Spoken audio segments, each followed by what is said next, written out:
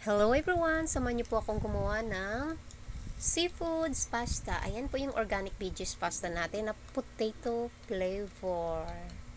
So yun po ang ating pasta ngayon.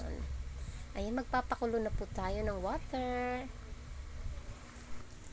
Habang nagpakulo tayo, ayan, i-slide na rin natin ang ating onions, ang ating mga sangkap. So, di ba nagpapakulo tayo habang nagpapakulo, di ba? Yan. Sinahan na natin ang ating paghihiwa, pag-i-slice ng mga ricados natin. Pinuhin na natin yan, pinong-pino.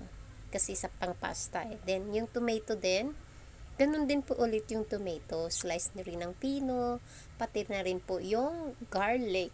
Yes. As yan, pino lang siya talaga.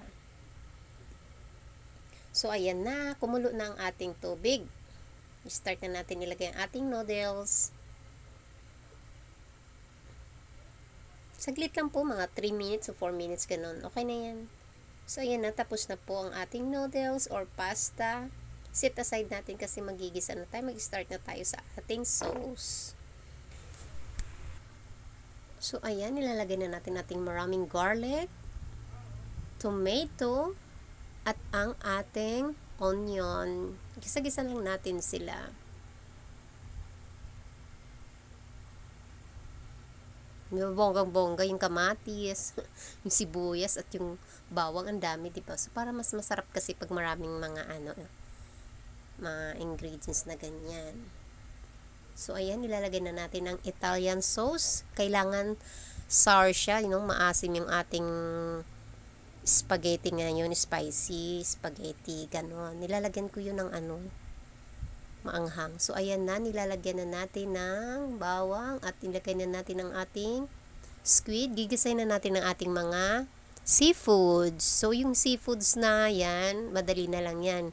Pati yung yung tahong is in-steam ko na saglit. So, kunting halo-halo na lang siya kasama dyan.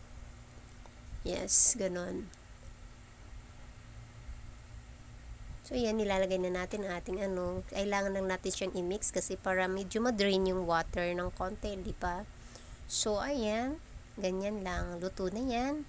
Ihahalo na po natin sa ating sauce. Yung sauce natin, nilagyan ng garlic powder, pepper, at paprika. So, sour na konting spicy Italian style na sour sauce. Ang sarap niyan kasi may konting spicy. Promise try nyo. Seafoods pasta, napaka-yummy. Ayan. Ayun lang po, simple lang po yan, ganun lang naman yan. So, kailangan natin pakuluan. Pakulo natin siya, no? Then, after ng kumulo na yan, isasama na natin yung ating pasta. Halo-halo, and then i-off natin ang ating kalan para hindi ma-overcook. So, ayan, imimix lang natin yan. Yan. Hanggat matapos yun. Ang sarap niyan kasi sour and spicy. Napaka-yummy. Try nyo rin yan. Seafoods pasta. So, ito na po. Tapos na. Lalagyan na natin ng malunggay flakes. O, diba? Wala tayong parsley, malunggay flakes. Ayan. Thank you for watching. Bye!